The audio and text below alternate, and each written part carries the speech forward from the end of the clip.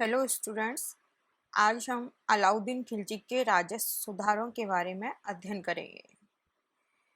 अलाउद्दीन खिलजी मध्यकालीन भारतीय इतिहास का एक ऐसा पहला शासक था जिसने राजस्व विभाग में बहुत सारे सुधार किए। जो प्राचीन व्यवस्था चली आ रही थी इल्तुतमिश और बलबन के समय, उसमें बहुत नवीन सुधार किए।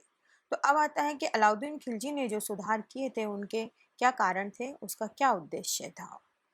अलाउद्दीन की राजस्व और लगान व्यवस्था का मुख्य उद्देश्य एक शक्तिशाली और निरंकुश राज्य की स्थापना करना था। दूसरा, साम्राज्य विस्तार की लालसा की पूर्ति और मंगोलों के आक्रमणों से सुरक्षा करने के लिए उसे एक बहुत बड़ी सेना की आवश्यकता थी और उसके लिए राज्य की आय में वृद्धि करना आवश्यक था। इसके अतिरिक्त हिंदुओं के जो विद्रोह हो रहे थे निरंतर, उन विद्रोह करने की शक्ति को तोड़ देना भी राजस्व व्यवस्था का एक, जो राजस्व सुधार किया था उसका एक प्रमुख कारण था। इन सुधारों के किए जाने का एक अन्य कारण यह भी बताया है कि राज्य और किसानों के बीच एक वर्ग पुरानी व्यवस्था से सबसे अधिक लाभ उठाता था। यह वर्ग बिना राज्य की स्वीकृति के अपनी भूमि में वृद्धि करता चला गया और जबकि वह किसानों से अधिक कर वसूल करता था।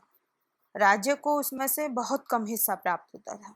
इससे किसानों और राज्य को कम से कम और उस वर्ग को अधिक से अधिक लाभ था। यह स्थिति बहुत समय तक नहीं चल सकती थी, तो इस स्थिति में सुधार करने का उत्तरदायित्व अब अलाउद्दीन पर आया। तो इस वर्ग की शक्ति और प्रभाव को नष्ट करना उसकी राजस्व नीति का एक अन्य कारण था। संभवतः विद्रोह ने इस समस्या को प्रमुख बना दिया था, परंतु ये सुधार एक ऐतिहासिक क्रम का परिणाम थे और अलाउद्दीन ने उन्हें कार्य रूप में परिणत करने का साधन मात्र बना। मतलब वो उसका एक साधन मात्र था, हालांकि उनमें सुधार करना आवश्यक था और अलाउद्दीन खिलजी ने उनमें सुधार किए। इस प्रकार अलाउद्दीन की लगान व्यवस्था के विभिन्न कारण थे। इसमें संदेह नहीं कि अलाउद्दीन ने प्राचीन परंपरा को समाप्त करके एक नवीन व्यवस्था की नींव डाली। तो अब आता है कि अलाउद्दीन खिलजी के द्वारा जो विभिन्न राजस्व सुधार किए गए थे वो कौन कौन से थे। तो सबसे पहला है भूमि अनुदानों का अंत। राजस्व व्यवस्था में अलाउद्दीन का सबसे पहला सुधार उन सभी भूमि अनुदानों को रद्द कर देना था जो अमीरों, विद्वानों और धार्मिक व्यक्तियों को मिल्क, इनाम और वक्फ के रूप में दिए गए थे। एक आदेश के द्वारा इन सभी भूमि अनुदानों को वापस लेकर खालसा में परिवर्तित कर दिया गया। दोआब क्षेत्र की अधिकांश भूमि भी अधिकृत करके उसे खालसा में परिवर्तित कर दिया गया। खालसा भूमि क्षेत्र में वृद्धि होने से अब केंद्रीय सरकार की आय में वृद्धि हो गई। तो इस प्रकार उसने जो बहुत समय से लगातार भूमि अनुदान चले आ रहे थे, जिसको वो उपभोग कर रहे थे लंबे समय से, उन सभी को उसने वापस ले लिया। दूसरा है खूत, मुकद्दम और चौधरियों के विशेषाधिकारों की समाप्ति। खूत यानी जमींदार, मुकद्दम मुखिया और चौधरी ये सभी हिंदू राजस्व अधिकारी थे जो गांवों से भू राजस्व एकत्र करके राजकोष में जमा करवाते थे। इस कार्य के बदले सरकार की ओर से उनको कुछ विशेष अधिकार मिले हुए थे, जैसे उनकी स्वयं की जमीन पर उन्हें भूमि कर नहीं देना पड़ता था। दूसरा, वसूले गए भू राजस्व का कुछ भाग उनको मेहनताने के रूप में दिया जाता था। तीसरा, वे भूमि कर के अतिरिक्त भी कुछ धन किसानों से वसूल लेते थे, जिसे राजकोष में जमा न करवा कर अपने पास रख लेते थे। इस कारण ये लोग धनी होते चले गए और संपन्नता का जीवन व्यतीत करते थे।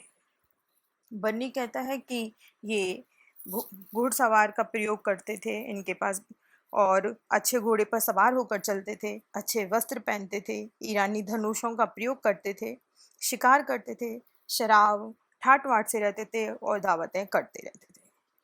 तो अलाउद्दीन ने इनके विशेषाधिकार समाप्त कर दिए और इन्हें भी साधारण किसानों के समान भूमि कर देने के लिए बाध्य कर दिया। इनके किसानों से धन वसूल करने पर भी रोक लगा दी गई। तो इस प्रकार अलाउद्दीन ने इन हिंदुओं को निर्धन बनाकर उनकी विद्रोह करने की शक्ति को समाप्त कर दिया। अगला है भूमि की माप के आधार पर भू राजस्व वसूली। अलाउद्दीन ने भू राजस्व के निर्धारण के लिए कृषि योग्य भूमि की माप करवाई। उसके आधार पर भू राजस्व निर्धारित किया। भूमि की माप के लिए विस्वा को एक इकाई माना गया। विस्वा यानी कि बीघा।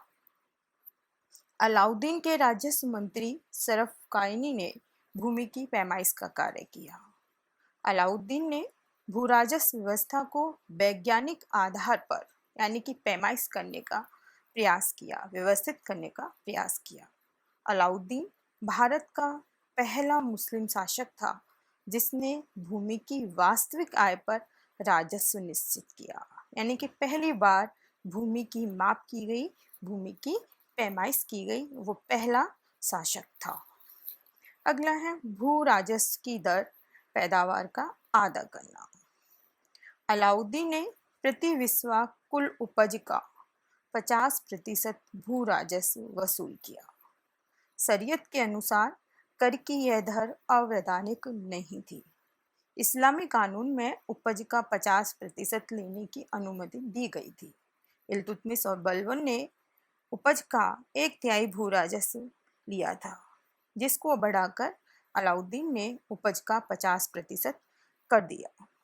राजस्व अनाज और नगद दोनों रूपों में लिया जाता था, वसूल किया जाता था, मगर गल्ले को यानी अनाज के रूप में लेना ज़्यादा पसंद करता था अलाउद्दीन।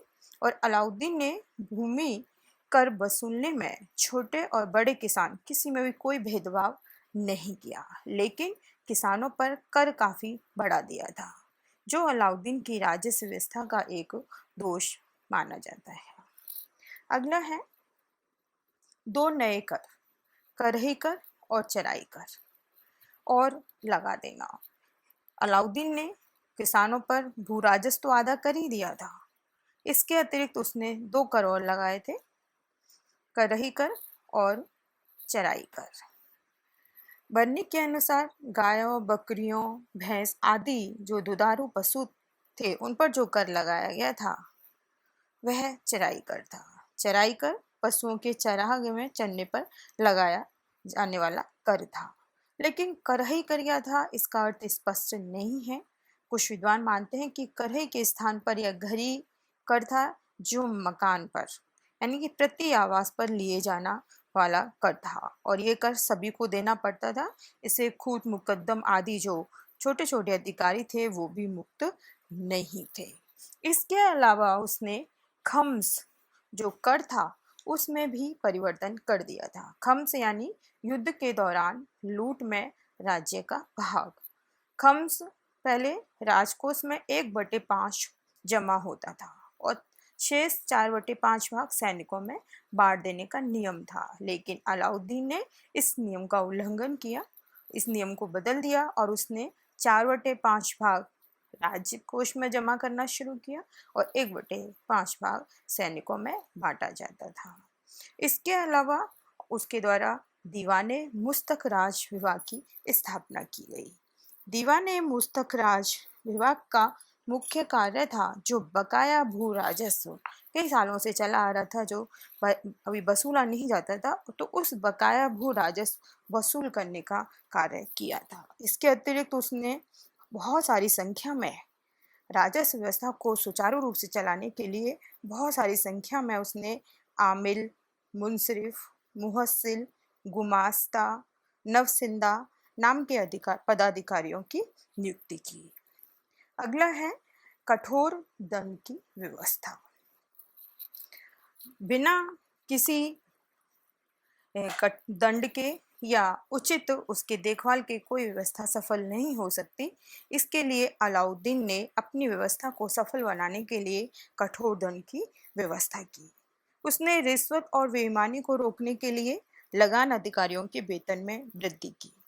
परंतु जब इससे कोई लाभ नहीं हुआ, उसे लगा कि वेतन बढ़ाने के बावजूद भी रिश्वत और भ्रष्टाचार लगातार बना हुआ है, तो उसने कठोर दंड देना शुरू किया। बर्नी के अनुसार 500 अथवा 1000 टंका के लिए लगान अधिकारी को वर्षों जेल में रहना पड़ता था। अब कोई भी अधिकारी किसी भी व्यक्ति से एक भी टंका रिश्वत में लेने का साहस नहीं कर सकता था। हालत ये हो गई थी कि कोई भी व्यक्ति लगान अधिकारी से अपनी पुत्री का विवाह नहीं करना चाहता था। तो इस प्रकार बहुत कठोर दंड एक लगान अधिकारी को दिया जाता था अगर वह किसी प्रकार का कोई भी बेईमानी करता था। तो इस प्रकार इस कठोर दंड व्यवस्था से अलाउद्दीन भ्रष्टाचार को पूर्णतः समाप्त कर चुका था। यह संभव तो प्रतीत नहीं होता, परंतु अपनी कठोर शासन में उसने सुधार अवश्य किया और एक सीमित क्षेत्र में उसकी यह राजस्व व्यवस्था पूरी तरह सफल रही। उसकी इस राजस्व व्यवस्था में सफल बनाने में उसके वित्त मंत्री शरफ कायनी का बहुत बड़ा सहयोग रहा। अब अगला आता है कि अलाउद्दीन की जो राजस्व व्यवस्था थी वह किस हद तक सफल रही, उसकी क्या समीक्षा है उसके बारे में मैं आपको बताती हूँ। समीक्षा के बारे में अलाउद्दीन की लगान व्यवस्था उसके समय में उसके उद्देश्य की पूर्ति में सफल रही। उसका उद्देश्य राज्य की आय में वृद्धि करने के साथ साथ विद्रोहों की आशंकाओं को समाप्त करना था और इसमें वह पूरी तरह से सफल रहा। परंतु क्या उसकी जो व्यवस्था थी वो प्रजा और राज्य के स्थायी हितों के अनुकूल थी? अगर इस संबंध में देखें तो उसकी यह व्यवस्था राज्य और जनसाधारण के हित में नहीं थी और ना ही इससे किसी प्रकार का कोई भी स्थायी लाभ हो सका। इस संबंध में जो किसान थे, किसानों पर बहुत अत्यधिक बोझ डाला गया। पहले ही उनसे आधी पैदावार लगान के रूप में वसूली गई और उसके अतिरिक्त अन्य कर भी उन पर डाल दिए गए। उसके अलावा खूत, चौधरी, मुकद्दम आदि के विशेषाधिकारों की समाप्ति पर विशेष बल दिया गया और जिससे क्या हुआ कि वो एक साधारण सैनिक उस साधारण किसान के रूप में तो हो गए। अलाउद्दीन ने गांव के जो दो ये वर्ग थे उनका पारस्परिक झगड़े का लाभ उठाते हुए उसने आप जान करके इस शक्तिशाली जो वर्ग था उसके विरुद्ध दुर्बल का समर्थन किया और उसको पूर्णतः न्याय सम्मत बनाने का कार्य भी किया। लेकिन उसका मुख्य मकसद ये नहीं था, उसका मकसद था केवल हिंदू विद्रोह को समाप्त करना। इस संबंध में डॉक्टर ताराचंद ने लिखा है कि यह नीति यानी कि अलाउद्दीन की जो राजस्व नीति थी वो आत्मघातक थी, क्योंकि उसने सोने के अंडे देने वाली मुर्गी को मार डाला। उसने उत्पादन वृद्धि और कृषि में सुधार के तरीकों के लिए कोई प्रोत्साहन बाकी ना छोड़ा। यानी कि सोने की मुर्गी यानी कि कृषक वर्ग, उसने कृषक वर्ग को कोई भी लाभ नहीं छोड़ा और उसने कोई प्रोत्साहन नहीं दिया कि जो उत्पादन है वो ज़्यादा से ज़्यादा हो। तो उसके समय जो यह राजस्व व्यवस्था लागू की गई थी उसके बाद इस व्यवस्था को त्याग दिया गया।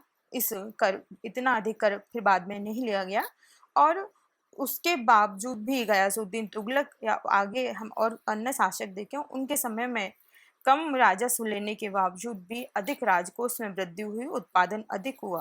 तो यानी कि उसको किसानों को प्रोत्साहन देना चाहिए ताकि वे अधिक से अधिक उत्पादन करें, लेकिन उसने बजाय अधिक उत्पादन की ओर ध्यान देने के उसने भू राजस्व अधिक वसूल किया, जिसके कारण कृषकों पर, जनसाधारण पर बहुत अधिक भार हुआ और यह व्यवस्था उसकी लोकप्रिय नहीं हुई। लेकिन उसके बावजूद भी अलाउद्दीन खिलजी के द्वारा जो राजस्व व्यवस्था में प्रमुख सुधार किए गए थे, विभिन्न अधिकारियों की नियुक्ति की गई थी और साथ में भ्रष्टाचार और रिश्वतखोरी पर जो प्रहार किया गया था वो प्रशंसनीय है, जिसके कारण उसे मध्यकालीन भारतीय इतिहास में एक महान राजस्व सुधारक के रूप में जाना जाता है। धन्यवाद।